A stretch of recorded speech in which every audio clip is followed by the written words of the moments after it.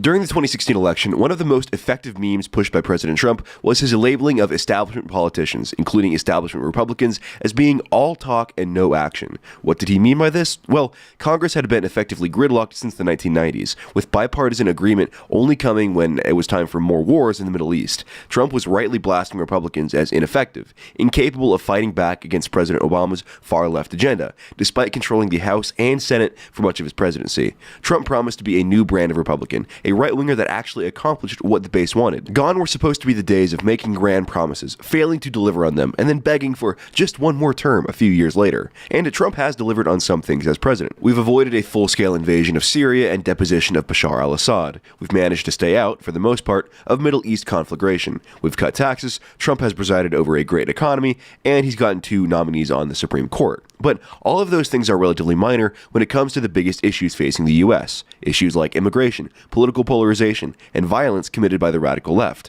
On these issues, we've seen a great deal of talk from President Trump, but we haven't seen a great deal of action. I'm making this video as someone that supports the America First, Make America Great Again agenda. The double-digit IQ posting that is bound to take place in the comments. You ain't no real Trump supporter, you're a gosh dang libtard. It's as dumb as it sounds, and clearly not true. I'm making this video because I want the America First agenda to succeed, and for it to succeed, Trump's base needs to apply pressure and remind him why we voted for him. Conservatives have a very bad tendency to cast their ballots, then trust the process and hope everything turns out okay. This is a mistake. In order for politicians to be compelled to make hard decisions, they need to feel pressure from their base. This is a general rule. Remember that no politician, Trump included, is automatically entitled to your support regardless of what they do in office. In today's video, I'm going to explain the 4 areas where Trump has offered us a lot of talk, but no action. These are issues where he suffered the bad press and media critique, but he hasn't done anything to make it worth it. He's essentially own-goaled himself, invited the media attacks, and then done nothing constructive. Trump has considered, felt, deliberated, mulled about, thought about, weighed, leaned toward, proposed, announced, inclined, recommended, suggested, and seemed interested in a lot of really fantastic ideas, but ultimately never executes on the vast majority of them. The 4 areas we'll be talking about today are Antifa and the Proud Boys, South Africa, birthright citizenship, and the border wall. Let me know in the comments right down below if you think there are any topics I missed or that I should talk about in a separate video. But before we talk about today's topics, let's talk about your online privacy and security. With Christmas approaching, you're probably looking forward to relaxing with family and friends. Unfortunately, hackers don't take time off. Just a few weeks ago, it was discovered that a security vulnerability on Tumblr made it possible for hackers to make off with users' login credentials and other private user information. Whenever you use a device, your cell phone, tablet, or laptop, on a public Wi-Fi network, you're putting yourself at risk of having your personal information, including financial data, logged and stolen. You need to protect yourself online, and that's why I use Virtual Shield, the easiest VPN in the world to use. It's one of the fastest VPNs out there, and their strict no-log policy protects all of its users from data breaches. With Virtual Shield, you have the right to remain private. This Black Friday month, Virtual Shield is offering 40% off all VPN plans and all premium add-ons. Plus, don't forget about IdentiSafe, which gives you the ability to block off computer microphone and camera access from any unwanted spies and hackers. There's no reason not to keep you and your family safe online, protecting yourself from entities public and private. Stop hackers and spies in their tracks with Virtual Shield, and keep all of your browsing data private, the way it should be. VirtualShield.com/Allsup today for 40% off. They're the only VPN company that I trust. Alright, as you can most certainly tell, I'm still slightly under the weather, but I'm hoping to be better by next week when I can make my return to streaming right here on this channel, after finally recovering from a 3-month streaming ban, so hopefully you will tune in for that.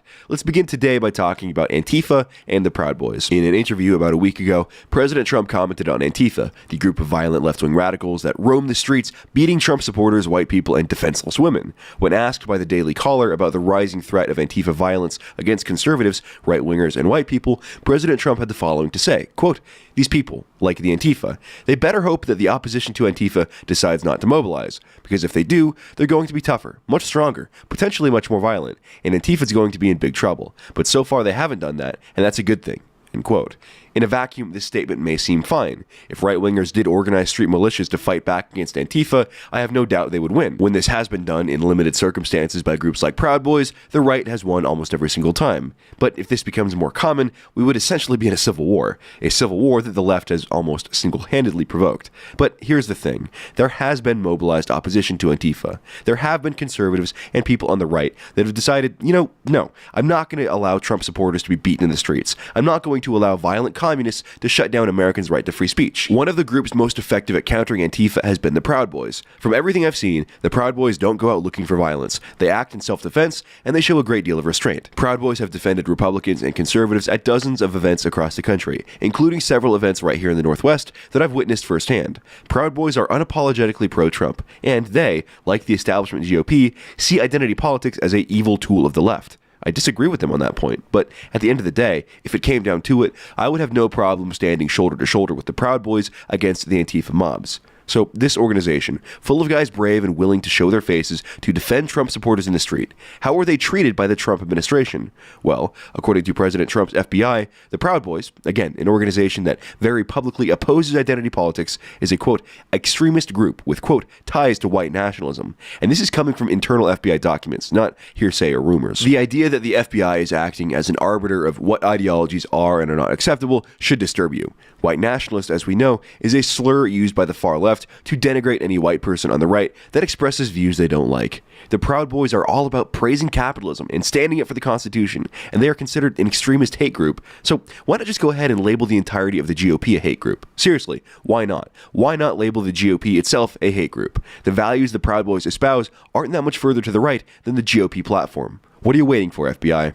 It actually does surprise me that President Trump's own FBI is labeling groups of his own biggest supporters as dangerous extremists and assisting in their prosecution. Another example of this is RAM, the Rise Above movement. These guys formed a fight club in Southern California where they would meet up and practice fighting and training with each other. They went to political events, much in the same style as the Proud Boys, and at those events they defended Trump supporters against violence perpetrated by Antifa. You can probably guess how this story ends. President Trump's own FBI indicted 4 of them in October. They were accused of, get this, going to Charlottesville. The FBI accused them of inciting a riot. Again, the Charlottesville rally was legally permitted. The FBI's evidence of them causing violence is the fact that they had their hands and knuckles taped. Well, hate to break it to you, FBI, but when radical Antifa leftists are throwing piss bottles and bricks and rocks at people, and the police are refusing to intervene and protect people, you might want to have your knuckles taped and be prepared for legal self-defense. These guys were thrown in prison for the great crime of being prepared to defend themselves when the police wouldn't against far-left Antifa thugs. President Trump's FBI is throwing his most ardent supporters in prison for defending themselves against Antifa. Let that sink in. Where are the indictments against Antifa, Trump? Where is your DOJ prosecuting the people that attacked Tucker's home or the violent leftists that attacked your supporters on inauguration?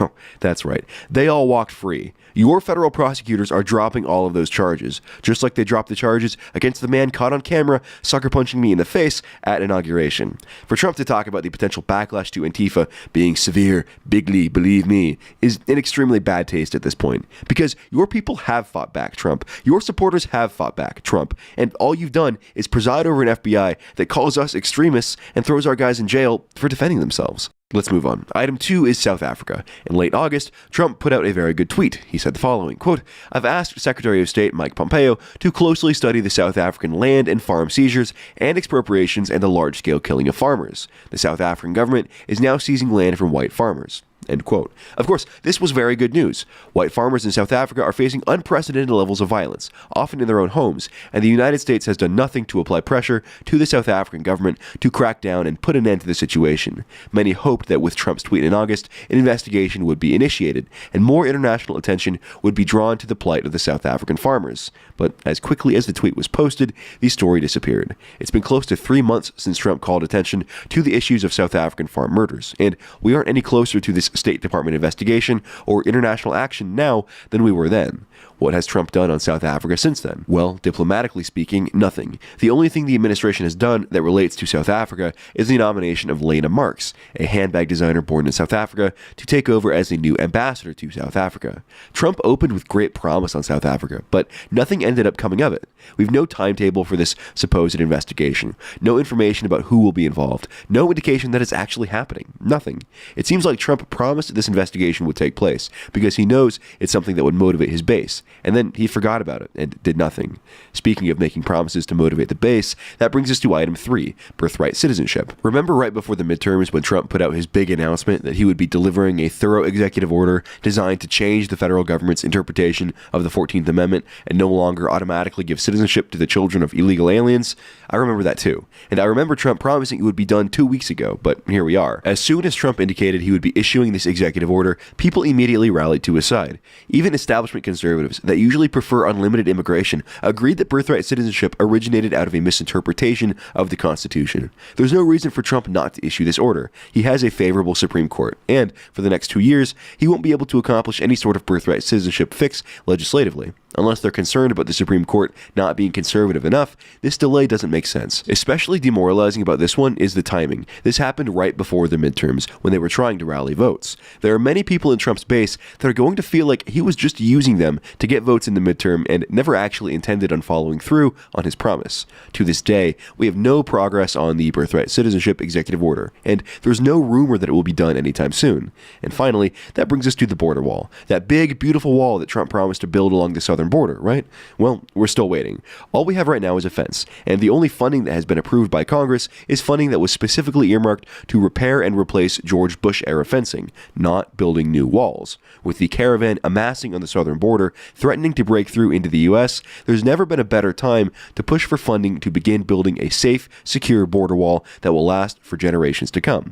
But instead, Trump has approved several budget deals so far in his presidency that did not include wall funding. Despite promising to not sign a budget that didn't fund the wall, Trump has done it now several times. If he'd really wanted wall funding, he could have told the Republican Congress and Republican Senate to include it in the budget and rammed it through, but he didn't. And now, with a Democrat-controlled House, the odds of him getting that funding are getting noticeably slimmer. Additionally, the military on the southern border, currently deployed to deal with the caravan, are being kneecapped by their commanding officers. According to military directives, soldiers will not be allowed to use force to defend the country, even as invaders, armed with rocks and weapons, climb the fence and run free into our country. Our military is specifically forbidden from using force. How crazy is that? Also, the troops currently on the border are going to be sent home in less than a month, according to a military spokesman. According to Lieutenant General Jeffrey Buchanan, Ground Force Commander of U.S. Northern Command, all of the troops are expected to be sent home by December 15th, so they can be home in time for Christmas. That's cute, General Buchanan, that you want your guys to be home in time for Christmas,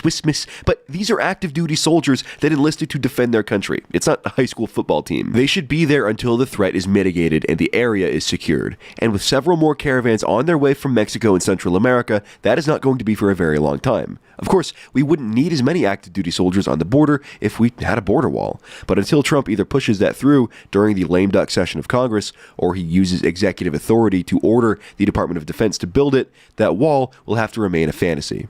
In review, Trump has done some good things, some great things in fact, but we're right to be disappointed and upset about the areas where he's failed, especially about the areas where he has overpromised and then failed. Politicians, Trump included, respond to pressure. They respond to their constituents, letting them know that if they don't do the right thing, they may be out of a job next election cycle. And that's the kind of pressure that we need to be applying if we want Trump to be a successful president and get good things done for the country. We know that he's surrounded by untrustworthy advisors and subversive elements, none of whom have his or the country's best interests at heart. Trump has been an all-talk, no-action leader when it comes to combating the violent far left, ending farm murders in South Africa, eliminating birthright citizenship, and permanently securing the southern border. Tweets are great for starting conversation. They're amazing for that. Tweets are good for scoring metapolitical points. But Trump is the president of the United States. He's the most powerful man in the world. It's way past time for him to realize that.